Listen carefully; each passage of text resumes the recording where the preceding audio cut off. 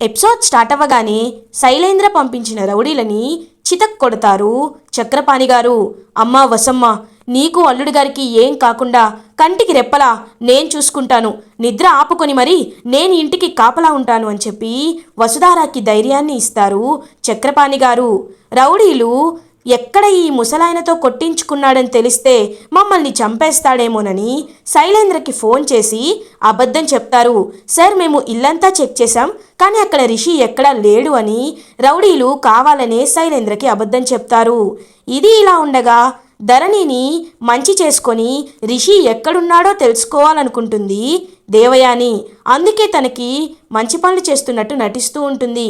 కానీ ధరణి మాత్రం ఆ విషయాన్ని ముందే పసిగట్టి, అత్తయ్య గారు, ఎవరు ఎక్కడ ఉండాలో దేవుడు చూసుకుంటాడు, మంచి వాళ్ళకి ఎప్పుడు మంచే జరుగుతుంది, పాపం చేసిన వాళ్ళకి పాపం పండుతుంది అని చెప్పి అక్కడి నుండి వెళ్ళిపోతుంది. శైలేంద్ర అప్పుడే అక్కడికి వస్తాడు. నాన్న, ఈ ధరణి ఎంత నటించినా అసలు కన్విన్స్ అవ్వటం లేదు అని అంటుంది దేవయాని. మామ్, నువ్వేమీ భయపడద్దు, అయినా రిషిగాడు ఎక్కడున్నాడో నేను ఖచ్చితంగా తెలుసుకుంటానని చెప్పి ఇంకా శైలేంద్ర వేరే ప్లాన్ని ఆలోచిస్తూ ఉంటారు. ఇది ఇలా ఉండగా వసుధార ముకుల్ కూడా ఇంకా ఒక చోట మీట్ అయ్యి, రిషి సార్ని మనం జాగ్రత్తగా కాపాడుకోవాలి, సార్ ఆరోగ్యం మెరుగుపడే లోపలైనా మనం సార్ని కాపాడుకోవాలి, తర్వాత సార్కి మనం ఎవ్వరి ప్రొటెక్షన్ అవసరం లేదు, ఆ శైలేంద్ర వేసే ఎత్తులు సార్కి తెలిసేలా చేయాలి అని చెప్పి ముకుల్ అండ్ వసుధార మాట్లాడుకుంటారు. ఇది ఇలా ఉండగా నైట్ అవుతుంది.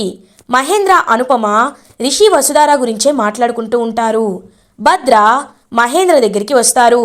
సార్, నేను ఈ ఉద్యోగాన్ని మానేయాలి అనుకుంటున్నాను, ఎందుకంటే నాకు ఎలాంటి పని ఇక్కడ లేదు, వసుధారా మేడంకి సెక్యూరిటీగా ఉండమని చెప్పారు, కానీ మేడం ఎక్కడున్నారో తెలీదు, మేడం ఒంటరిగా వారి పని వారు చేసుకుంటున్నారు, అలాంటప్పుడు నేనెందుకు సార్ సెక్యూరిటీగా ఉండాలి, నాకు ఈ పని మానిపించేయండి, నేను వెళ్ళిపోతాను అని అంటాడు భద్ర. మహేంద్ర భద్ర వైపు చూస్తూ ఉంటారు. మహేంద్ర భద్రతో, భద్ర, నేను చెప్పేది విను, అయినా వసుధార కొన్ని అనుకోని సిచ్యువేషన్స్లో ఉంది కాబట్టి తను ఇక్కడికి రాలేకపోతుంది, తను త్వరలోనే వచ్చేస్తుంది, అప్పుడు నువ్వు తనకి సెక్యూరిటీగా ఉండొచ్చు అని చెప్తారు మహేంద్ర. సార్, ఈలోపే మేడంకి ఏదైనా జరిగితే, ఇప్పుడు మీరు ఒక వైపు నుండే ఆలోచిస్తున్నారు, ఇంకోవైపు మేడంకి అక్కడ ఏదైనా జరగచ్చు కదా, మీకు తెలుసు కదా, అప్పుడు రౌడీలు అటాక్ చేశారు, తర్వాత అనుపమ మేడంపై కూడా ఎత్తుకు వెళ్ళాలని చూశారు, అలాంటిదే మేడంకి జరిగితే మేడం అక్కడ ఒంటరిగా ఉన్నారు కాబట్టి ఎక్కడ సార్ తనని తాను ఎలా రక్షించుకోగలరు, కాబట్టి మీరు పర్మిషన్ ఇస్తే నేను వసుధార మేడం దగ్గరికి వెళ్తాను, లేకపోతే వాళ్ళిద్దరినే ఇక్కడికి తీసుకువస్తాను అని అంటాడు భద్ర. భద్ర, నీకు అక్కడ పరిస్థితి తెలీదు అని అంటుంది అనుపమ. మేడం, పరిస్థితి ఎలా ఉన్నా ఒక్కసారి పని అప్పచెప్తే ఎవరినైనా భద్రంగా చూసుకోవడం నా అలవాటు, మీరు ఎలాగో అది చేయలేరు కాబట్టి నేను వెళ్ళిపోతాను సార్ అని అంటాడు భద్ర. ఆగు భద్ర అని అంటారు మహేంద్ర. వెంటనే ఎస్ అని మనసులో అనుకుంటూ, చెప్పండి సార్ అని అంటాడు భద్ర. సరే, నువ్వు వసుధారాకి కాపలాగా ఉండాలి అనుకుంటున్నావు అంతే కదా, కాపలాగా ఉండు, పర్లేదు, కానీ వసుధారాకి ఈ విషయం తెలియకూడదు అని అంటారు మహేంద్ర. తప్పకుండా సార్, తప్పకుండా తెలీదు, కానీ వసుధార మేడంని జాగ్రత్తగా చూసుకునే బాధ్యత నాది అని చెప్పి ఇంకా హ్యాపీగా ఉంటాడు భద్ర. భద్ర శైలేంద్రకి కాల్ చేస్తారు. హలో రే, చెప్పు అని అంటాడు శైలేంద్ర. సార్, రేపే నేను ఆ వసుధార దగ్గరికి బయలుదేరుతున్నాను అని అంటారు. అయితే అయితే నన్నేం చేయమంటావురా అని అడుగుతాడు శైలేంద్ర. ఎందుకంత కంగారు పడుతున్నారు, నేను చెప్పేది పూర్తిగా వినండి, నేను వసుధార దగ్గరికి వెళ్తున్నాను, వసుధారాని ఎవ్వరూ లేని టైం చూసుకొని వేసేస్తాను అని అంటాడు భద్ర. ఎస్, వాళ్ళకి నువ్వే కరెక్ట్రా, నిజంగా ఇన్నాళ్ళు నేను రౌడీలను పెట్టాను కానీ వాళ్ళతో పని అవ్వట్లేదు, కనీసం నువ్వైనా పని చేయి, వీలు దొరికితే వసుధారాని వేసేయి, రిషి కనబడితే వాణ్ణి కూడా వేసేయి అని అంటాడు శైలేంద్ర. తప్పకుండా సార్ అని కాల్ కట్ చేస్తాడు భద్ర. ఇది ఇలా ఉండగా మార్నింగ్ అవుతుంది. వసుధార రిషికి బ్రేక్ఫాస్ట్ తినిపిస్తూ ఉంటుంది. వసుధార, ఎన్ని రోజులని ఇక్కడే ఉంటాం, ఇప్పుడు నాకు కాస్త పర్లేదు, ఆరోగ్యం బాగానే ఉంది, మనం మన ఇంటికి వెళ్దాం అని అంటారు రిషి. సార్, మీరు అనుకుంటున్నట్టు మీ ఆరోగ్య పరిస్థితి ఏమీ బాలేదు సార్, మీకు ఇంకాస్త రెస్ట్ అవసరం, అయినా ఇప్పుడు మా ఇంట్లో ఏమైంది సార్ అని అడుగుతుంది వసుధార. అంటే మావయ్య గారికి ఇబ్బందిగా ఉంటుందేమో కదా వసుధార అని అంటాడు రిషి. లేదు సార్, అలాంటి ఇబ్బంది ఏమీ లేదు, అయినా మీరు కంగారు పడద్దు, మనకి అంతా మంచి జరుగుతుంది సార్ అని చెప్తుంది వసుధార. ఇంకా చక్రపాణి అప్పుడే అమ్మా వసమ్మా అని చెప్పి పిలుస్తూ ఉంటారు. వసుధార బయటికి వస్తుంది. ఏంటి నాన్న అని అడుగుతుంది. నేను కూరగాయలు తీసుకురావడానికి బయటికి వెళ్తున్నానమ్మా, జాగ్రత్తగా ఉండు, తలుపు ఎవరు కొట్టినా తీయద్దు సరేనా అని అంటారు చక్రపాణి. సరే నాన్న అని ఇంకా లోపలికి వెళ్ళిపోతుంది వసుధార. అలా ఇంకా చక్రపాణి వెళ్తూ ఉంటారు. అప్పుడే భద్ర చక్రపాణిని గమనిస్తూ ఉంటారు. ఈయన బయటికి వెళ్ళిపోయాడా, అయితే నా పని ఈజీగా అయిపోతుంది అని భద్ర అలా ఇంకా కార్లో ఫాలో అవుతూ ఉంటాడనమాట. వసుధార వాళ్ళ ఇంటికి రీచ్ అవుతాడు. ఇంకా అలా దొంగతనంగా వసుధార వైపు ఇంకా చూస్తూ ఉంటాడనమాట భద్ర. సార్ ఈ ట్యాబ్లెట్స్ వేసుకోండి సార్ అని వసుధార రిషికి ట్యాబ్లెట్స్ ఇస్తూ ఉంటుంది. ఇంకా ఒక్కసారిగా షాక్ అయిపోతాడు భద్ర. అంటే రిషి ఇక్కడే ఉన్నాడా, మరి శైలేంద్ర సార్కి ఆ రౌడీలు ఎందుకని అబద్ధం చెప్పారు అని మనసులో అనుకుంటాడు భద్ర. ఇంకా అలా వసుధార అయితే రిషికి ట్యాబ్లెట్ ఇవ్వడం అదంతా వీడియో తీస్తూ ఉంటాడనమాట భద్ర. వెంటనే శైలేంద్రకి కాల్ చేస్తాడు. హలో సార్, నేను భద్రాని అని అంటాడు. చెప్పు అని అంటాడు శైలేంద్ర. నేను వసుధార వాళ్ళ ఇంటికి వచ్చాను సార్, వసుధార ఇక్కడే ఉంది, వసుధారతో పాటు రిషి కూడా ఉన్నాడు అని అంటాడు. ఒక్కసారిగా షాక్ అయిపోతారనమాట శైలేంద్ర. వాట్, రిషి అక్కడే ఉన్నాడా అని అడుగుతారు. అవును సార్ అని అంటాడు భద్ర.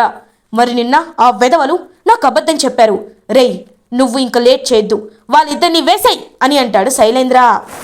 సరే సార్, మీరు చెప్పినట్లే చేస్తాను అని కాల్ కట్ చేస్తాడనమాట భద్ర.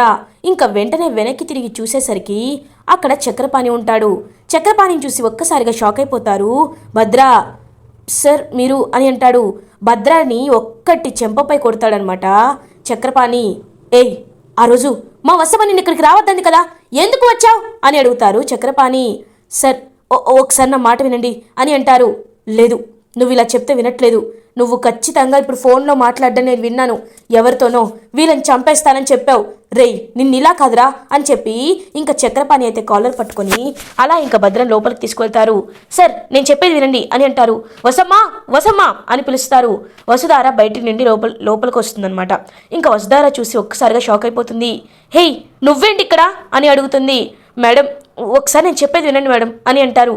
వసమ్మా వీడు నువ్వు అల్లుడు గారు ఉన్న ఫోటోలు తీశాడు, ఎవరికో పంపించి వాళ్ళని చంపాకే ఫోన్ చేస్తానన్నాడు వసమ్మ అని అంటారు. ఇంకా వెంటనే వసుధార షాక్ అయిపోతుంది. వసుధార అంటే నువ్వు నువ్వు శైలేంద్ర మనిషివా అని అడుగుతుంది. ఇంకా భద్రకి ఏం చెప్పాలో అర్థం కాదు. అవును మేడం, నేను శైలేంద్రకే కాల్ చేశాను అని అంటాడు భద్ర. ఇంకా వసుధార చాలా అంటే చాలా కోపంగా ఫీల్ అవుతుంది. ఎందుకు ఇలా చేశావు చెప్పు అని గట్టిగా అరుస్తూ ఉంటుందన్నమాట. కావాలనే వసుధార. ఆ అరుపులన్నీ రిషికి వినపడతాయి. వసుధారా వసుధారా అని పిలుస్తాడు. నాన్న వీడిని పట్టుకో నాన్న అని చెప్పి ఇంకెక్కడికి వెళ్లకుండా ఆపి వసుధార లోపలికి వెళ్తుంది. ఏమైంది వసుధారా, ఎవరిని చూసి అంతలా అరుస్తున్నావు అని అడుగుతాడు రిషి. సార్ మీకు తెలియదు సార్, ఈ మధ్య మన కుటుంబంలోకి ఒక విషపాము అడుగుపెట్టింది. మన తిండే తింటూ మన దగ్గర పని చేస్తున్నట్టు నటిస్తూ ఆ రౌడీలకు హెల్ప్ చేస్తున్నాడు వీడు అని అంటుంది వసుధార. వసుధారా నువ్వు ఎవరి గురించి మాట్లాడుతున్నావు, నేను ఒకసారి అతన్ని చూడాలి అని అంటాడు రిషి. ఇంకా వెంటనే వసుధార భద్ర కాలర్ పట్టుకొని రిషి ముందుకి తీసుకువస్తుంది భద్రని. ఇంకా భద్రని చూసిన రిషి ఒక్కసారిగా షాక్ అయిపోతాడు. భద్ర కూడా అలా ఇంకా రిషి వైపు చూస్తూ ఉంటారు. సార్ వీడే సార్, వీడే మిమ్మల్ని నన్ను చంపాలనుకుంటుంది వీడే అని చెప్తుంది వసుధార. ఇంకా వసుధార వైపు చూస్తూ ఉంటాడు రిషి. వసుధార నీకొక నిజం చెప్పాలి అని అంటాడు రిషి. ఏంటి సార్ అది అని అడుగుతుంది వసుధార. భద్ర నాకు ముందే తెలుసు అని అంటాడు రిషి. ఒక్కసారిగా వసుధార షాక్ అయిపోతుంది. ఏంటి మీకు ముందే తెలుసా, అసలు ఎలా సార్ అని అంటుంది వసుధార. వసుధార భద్ర ఎవరో కాదు మన మనిషే అని అంటారు రిషి. ఇంకా ఒక్కసారిగా షాక్ అయిపోతుంది వసుధార. సార్ మీరేం మాట్లాడుతున్నారు సార్, ఇప్పుడే అతను కాల్ చేసి వాళ్ళకి మిమ్మల్ని చంపుతానని చెప్పాడు అని అంటుంది వసుధార. నేనే అలా చెప్పమన్నాను వసుధార, అసలు ఏం జరిగిందంటే అని ఫ్లాష్ బ్యాక్కి వెళ్తాడు రిషి. రిషి కిడ్నాప్ అయ్యే రోజు అప్పుడే ఏం జరుగుతుందంటే ఇంకా రిషి హాస్పిటల్లోకి రావాలి అని అనుకుంటాడు కదా, పక్కన ఓల్డ్ బిల్డింగ్లోనే మీకు ఇన్ఫర్మేషన్ దొరుకుతుంది, అక్కడ దొరకదు అని చెప్పి ఇంకొంతమంది చెప్పేసరికి మెసేజ్ వచ్చేసరికి రిషి ఆ ఓల్డ్ బిల్డింగ్ దగ్గరికి వెళ్తూ ఉంటాడు. అప్పుడే దారి మధ్యలో భద్ర అయితే కనిపిస్తాడనమాట రిషికి. సార్ గుడ్ ఈవినింగ్ సార్, నన్ను గుర్తుపట్టారా అని అడుగుతాడు భద్ర. నువ్వు హా, దివ్య వాళ్ళ బ్రదర్ భద్రవి కదా అని అంటారు. అవును సార్, మీ మీ వల్లే మా చెల్లి చాలా బాగా చదువుకుంటుంది. మీ మిషన్ ఎడ్యుకేషన్ వల్లే మా ఫ్యామిలీ చాలా హ్యాపీగా ఉంది సార్. తను చదువుతోంది, మంచి జాబ్ చేస్తుంది, ఇప్పుడు వాళ్ళని బాగా చూసుకుంటుంది పిన్ని బాబాయ్ని అని చెప్పి భద్ర చెప్తాడు. ఓ గుడ్, అయితే మీ చెల్లి దివ్య ఇప్పటికీ బాగా చదువుతుంది అండ్ జాబ్ చేస్తుందన్నమాట.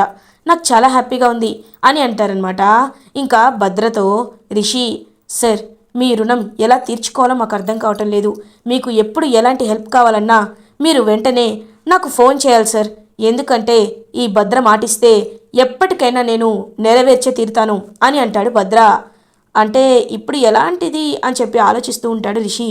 సార్ పోనీ నా నంబర్ తీసుకోండి, ఇదే నా నంబర్. మీరు ఎప్పుడు ఎలాంటి హెల్ప్ కావాలన్నా నాకు ఒక్క కాల్ చేయండి, మీకు ఎలాంటి హెల్ప్ అయినా చేసి పెడతాను అని ఇంకా భద్ర అయితే అక్కడి నుంచి వెళ్ళిపోతాడు. ఇంకా రిషి కూడా కారులో బయలుదేరుతాడు.